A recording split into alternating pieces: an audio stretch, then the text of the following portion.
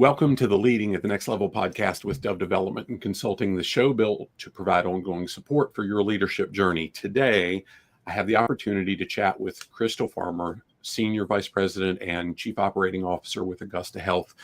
Crystal and the team at Augusta Health are emerging leadership partners with us on the Leadership Legacy Experience, and we get to have some conversation around that. And I'm just super excited to lock arms with you guys as an organization, Crystal. I'll share just as we get going candidly.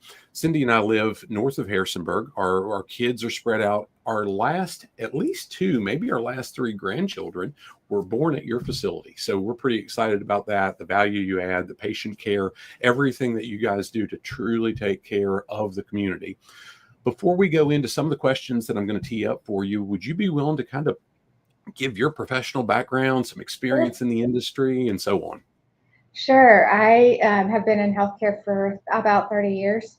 I'm sure I don't look like it with the gray hair, but it's been 30 years. And I started out as a certified nursing assistant in a nursing home. Decided from there that I wanted to go to RN school. Actually, before even that, I started out as a hospice volunteer during college. And so that's where I got my first taste of, caring for people and making something better. And so I went to nursing school, and then through nursing school, I never looked back. I thought this is definitely my calling.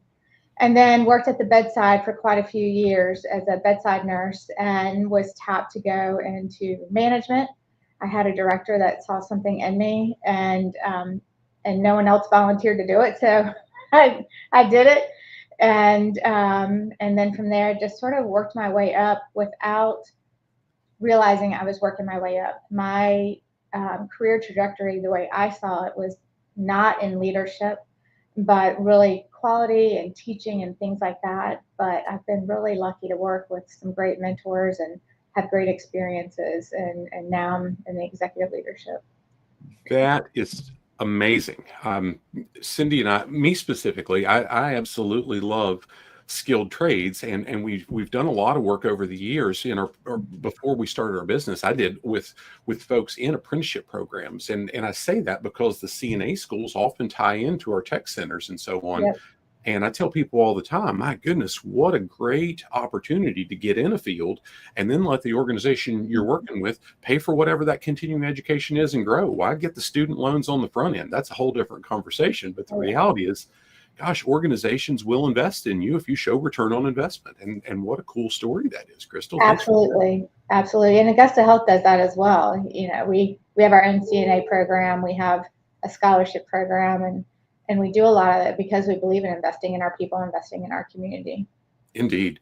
So you may or may not know this, but Cindy's background, my wife, she was in healthcare for, I think, around 25 years total. She was with the local hospital before it was bought out by a not local hospital. And that was a great experience. Her last 10 years was as an office manager for hospice. And we talk all the time about how leadership matters so much, because in that 10-year period, the only people that left the hospice group were folks that either retired, planned, or had children to be a stay-at-home parent. And that's not common at all in hospice because it's a heavy burden. Now, it is. That brings me to, as you took the steps through your career, you took on a lot more responsibility. And we share frequently that leadership isn't for the faint of heart. What was your clear purpose for taking on each of those additional roles? Because the burden that comes with it is often very, very heavy. The original purpose was I just wanted to make things better, and not just for the patients. I mean, patients, when they come into the hospital, assume that they're going to get good care. We all have initials behind our names. But one of the segments that people weren't really paying attention to in leadership, at least at that time when I came into leadership, was the experience of the team members or the staff, particularly RNs. And so there was a lot of burnout. There continues to be a lot of burnout, that I wanted to make their experience better and for them to feel like somebody cared about them. It wasn't always that way in healthcare and other industries as well. It has always been top down. And I thought, if there's anything I can do, let me leave it better than the way I found it. And at the same time, if I have happy employees happy team members, our patients are going to be happier. And that's exactly what happened. So at first it was a little bit selfish of, I want to make a better environment for me to work in and for my colleagues to work in. And as I grew into my leadership, all my focus really became on those two things, and everything else worked itself out. Crystal, that is gospel for any industry. That's so cool. I share in when I wrote Leading with Clear Purpose in the very introduction, it was based on a conversation I had with a friend who's been the hardest charging guy I've ever known in my life. And I heard this despair in his voice. And my point for writing the book was that burnout you talked about happens at every level. It's not just employees. It can be leaders. It can be business owners. Absolutely. And if we don't have something that's given us fulfillment in what we do, it's going to happen. Well, that actually happened. I'm glad that you're talking about burnout with leaders, because, during COVID, I myself got burned out. My leaders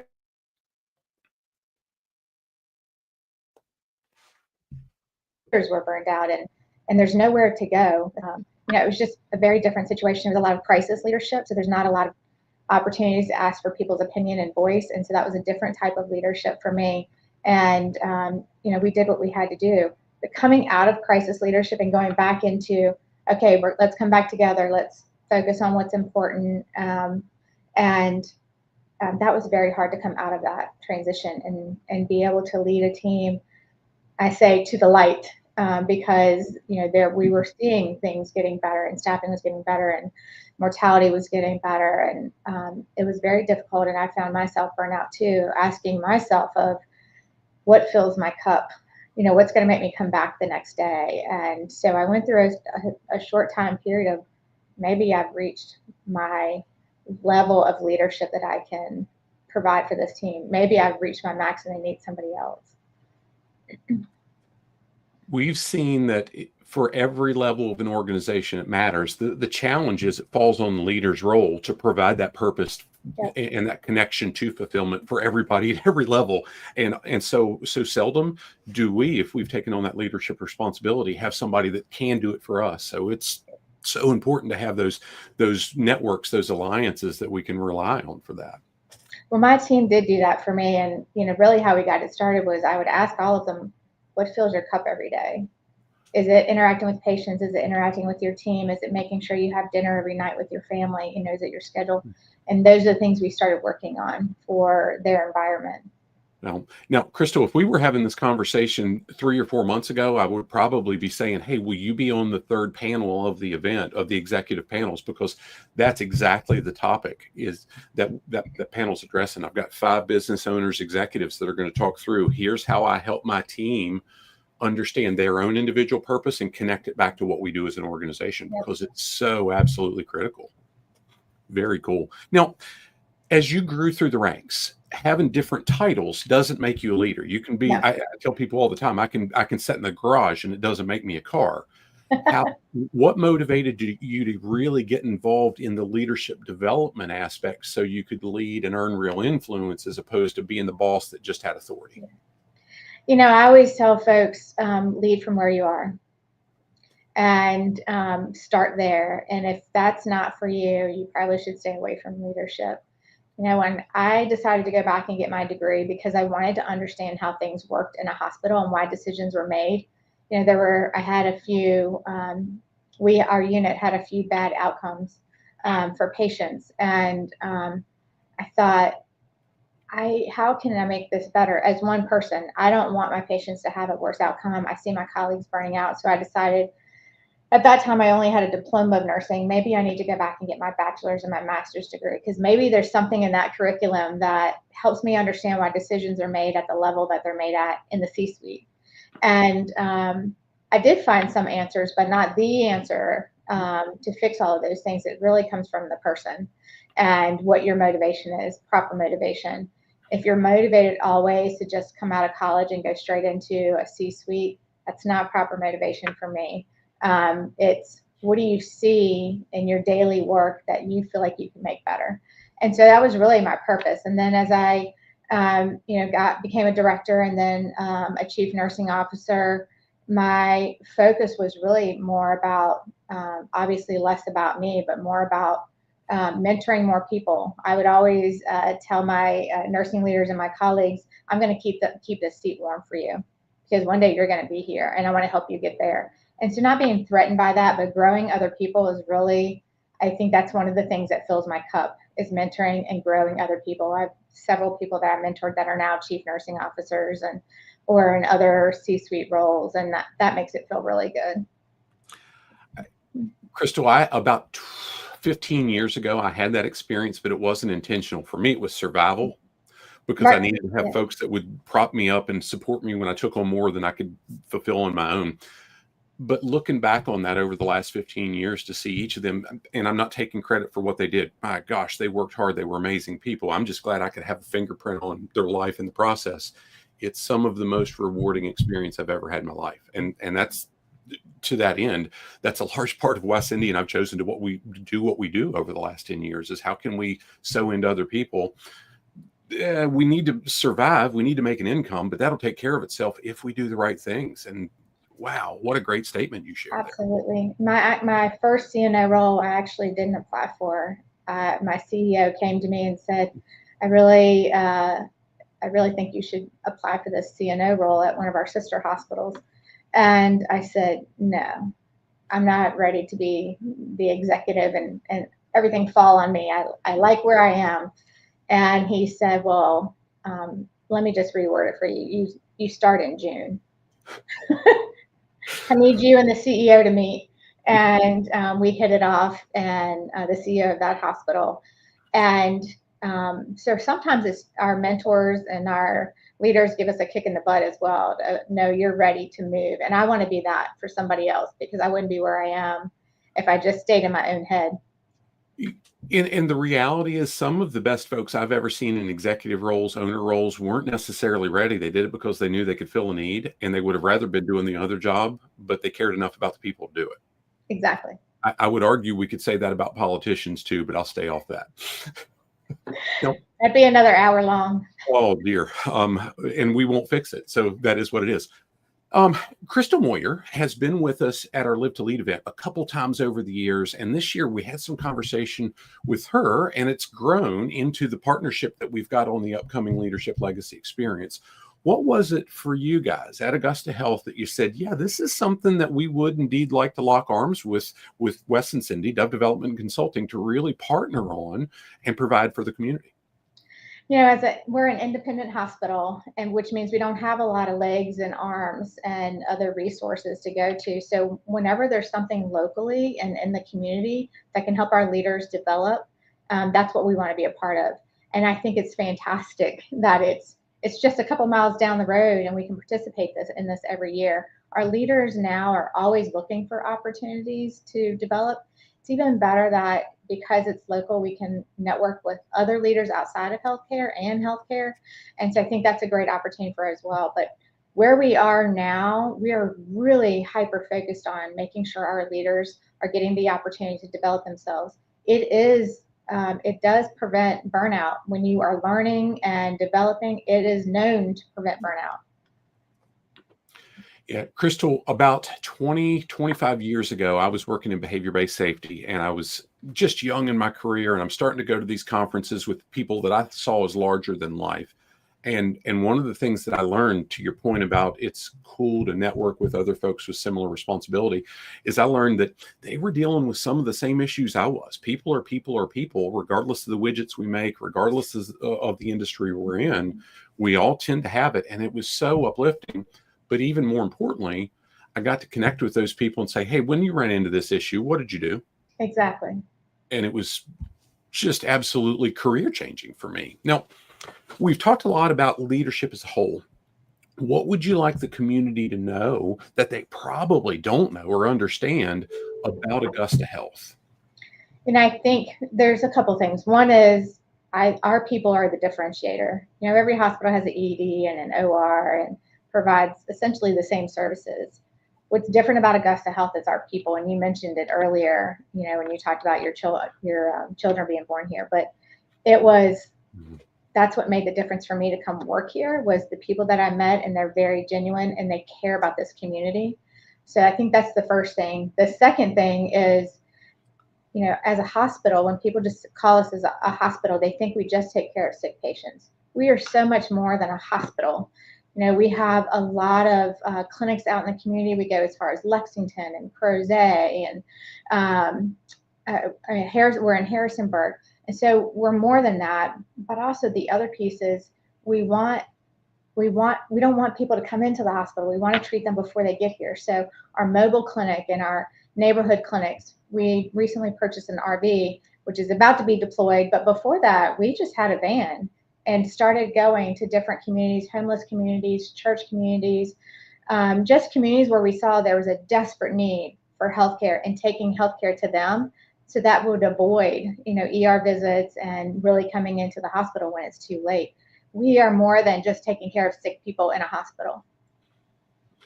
That's powerful. I say, whether it's appropriate or not, I say all the time, there's a wide variance between healthcare and medical care. Medical Yes. care is, here's a prescription when you're sick. Healthcare is, how do I make sure you're well? And I'm certainly not a doctor, but I don't want to see a doctor. I don't want to be sick, right? I want healthcare. So that's a powerful statement you made. And because you're independent, you get to call the shots on that. Yes, our community has been incredibly supportive. I mean, we are enmeshed in the community.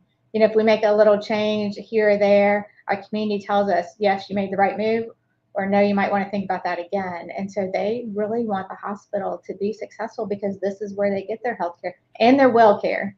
Yeah. Well, and hey, the beauty is you're paying attention, because the community is going to say one way or the other. But if you're not connected to and paying attention to that, it doesn't really matter. Right? People have Google reviews and all this other stuff, but if we don't listen to it, we can't grow. We can't do what they need.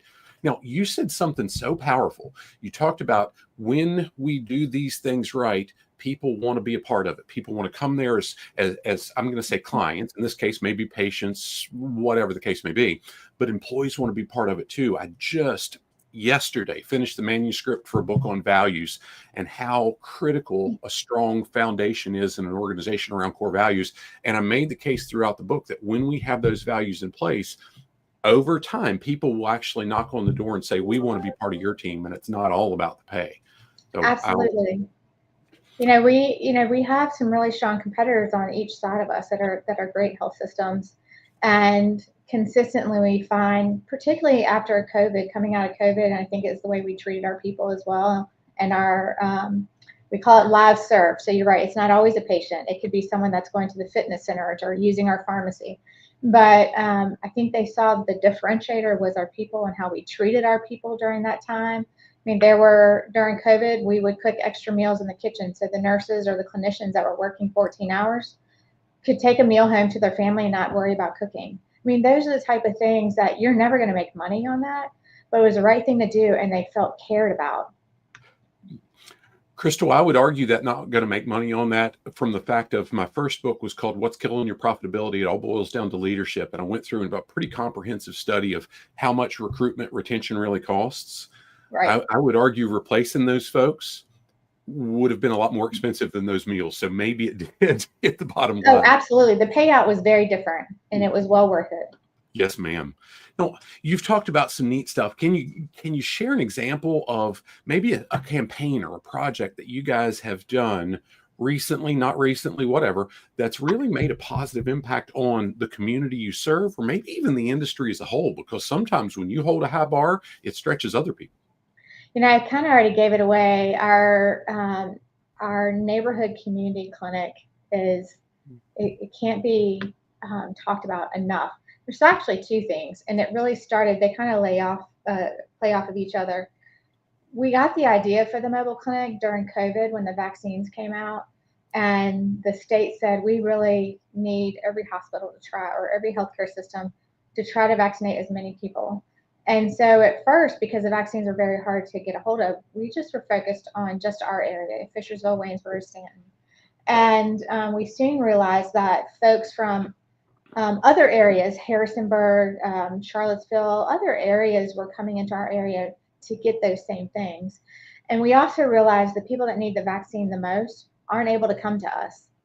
And so that's where the idea for the mobile clinic came about. It was a mobile vaccination effort at first. And so as we got out into the communities, and churches would invite us to come, Homeless shelters were invited to come, or group living organizations invite us to come, and we started seeing the need, not just for vaccines, but just for healthcare or simple primary care. And so we answered that call, but it really came out of really trying to serve our community and seeing, wow, people can't come to us all the time. We've got to go to them. We've got to go to the people that really need the help. And that's pretty much encompasses what leadership's all about, right? Going to the people and doing. Yes. I could go so far as if this were a faith-based conversation to say, isn't that kind of what Jesus did? But I'll stay off that for a little bit too. Powerful, nicely done. Crystal, you've talked about it a little bit in your career progression and so on. Talk about how the purpose of the organization, Augusta Health specifically, how it aligns with your own values and purpose, and what gives you so much fulfillment of being part of that team. You know, I talked about it briefly when I said what made the difference for me to come here. And I had worked for another organization in the Richmond area for over 20 years. I was a CNO there, and I was fully vested. I wasn't looking for a job, and happened to have a bad day, and a recruiter called me, and I said, "Where the hell's Fishersville, Virginia?" I've never heard of it, and it was only an hour and a half, and I thought, I've never heard of Augusta Health. Let me just take a drive. And really not expecting, but just trying to learn about another organization. And from the time I walked in the front doors, just everybody treated you like family. And that can be good or bad if it's always family. But I went through several rounds of interviews. I think I was interviewed by over 50 people. We had a lot of panel interviews, things like that. And there are 2 interviews that really stood out to me that really I left here thinking, wow, I do hope they offer me this job, when I came thinking I'm not interested in changing jobs. And it was 2 interviews. And the first interview was with frontline nurses, and they were very open, as nurses are, with what's wrong with the organization. And I got to ask one question, and the question I asked is, why do you stay? And every single one of them, there's probably about 20 in the room, went around and said, because this is where my grandmother gets her care, or this is where I had my baby, this is where I was born. There's been 7 generations working here. And, it was all about the community, and this is their hospital, where they want to be. And so that was the first one. And then the second interview that really made a huge impact on me was the board. I interviewed with a couple board members who are all local to the community. And they really focused on what are you going to do for our people? So our patients aren't having a great experience here, according to our scores. What are you going to do about that? Well, that happens to be one of my passionate areas, so we talked about that. And they said, also, we don't think our nurses are having a good experience here, as we were having some turnover. And so we talked about that. But they were really focused on the people aspect. And it was so very different. I worked in the community hospital in Richmond, but I didn't really understand the definition of a community hospital until I came here. It really is about the community. You said something earlier. Cindy and I have a friend named Jeff Henderson. He lives in Atlanta. He wrote a book called Know What You're For. And in that book, he's got a lot of cool stuff in the book. But one of the things he said was exactly what you said. He said, when we take care of our team members take care of our customers. Yes. And what you said about the organization as you're coming in, and what I've heard you say throughout this conversation, exemplifies that statement. If you take care of your team, they take care of the people that they need to take care of. And that's so powerful. Well done in that. Now, if we were having this conversation and some folks early in their career, maybe early to mid 20s, they come up and they say, hey, Crystal, we heard you and Wes talking. What advice would you give to us to really grow in our careers and earn leadership influence? Not get titles where we're supervisors, managers, C-suite folks, but what would you tell us to do to really earn leadership influence with the teams we're responsible for? There's a couple things. One, I always say yes. Even if it doesn't feel like it's something that you're necessarily interested in, or don't feel like your career can go in that direction, say yes to an opportunity. First thing is make sure that the person you're going to be working for is supportive, and that you interview them as much as they interview you. But when that's right, say yes to an opportunity or a project, or reach out to the leaders and say, hey, I'm interested in this. I am so proud of the nurses and the frontline team members that reach out and say, I want to know more about your job, or can I shadow you for a day, or I'm interested in this product or this project. The people that tell me, I want to go work in here, those are the people. I know what your goal is, and I'm going to look for opportunities when those come open. So make what you want to do known.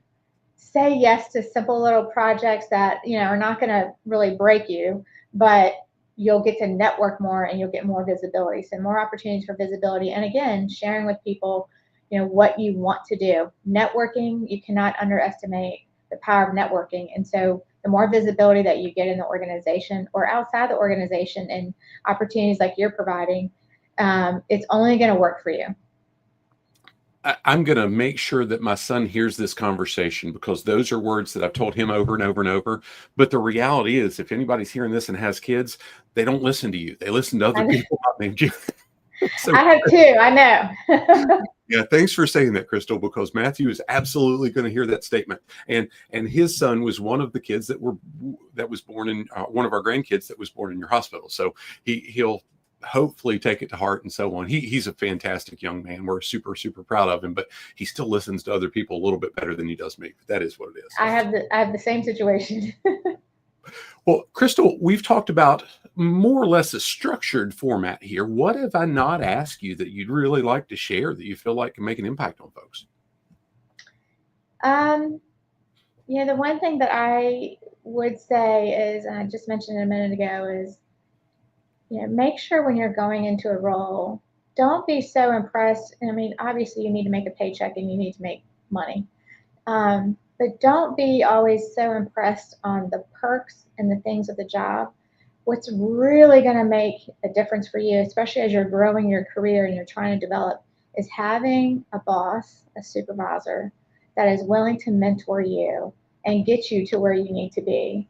If you're interviewing your boss or your future boss, and they don't say things about, this is how I'm going to grow you, this is how we want you to develop here, or telling you how do they make it to your seat, that should be a little bit of a warning flag. And so it's probably not going to be a job that you're going to be happy in for a long time. You'll be happy initially, but for long-term growth and for your future goals, you need to align yourselves, and particularly with bosses that can do that for you and want to bring you along. You brought tears to my eyes as you said that. I had a boss in my early and mid-20s that early on said, Wes, I want you interviewing for a job outside of this organization at least once every year. And Crystal, in my mid-20s, that terrified me. I'm thinking, oh, dear God, what did I do wrong? He said, Wes, I love you. You're doing a great job. You're working hard. You're doing everything I need. But I want you to always be prepared that if you need a job, you're ready. Interviewing's hard. And he worked so hard to give me opportunities to surpass him. I love him dearly to this day. His name was Kevin, and we still stay in touch a dozen years later. And what an impact he made on my career. And what a powerful statement you just made.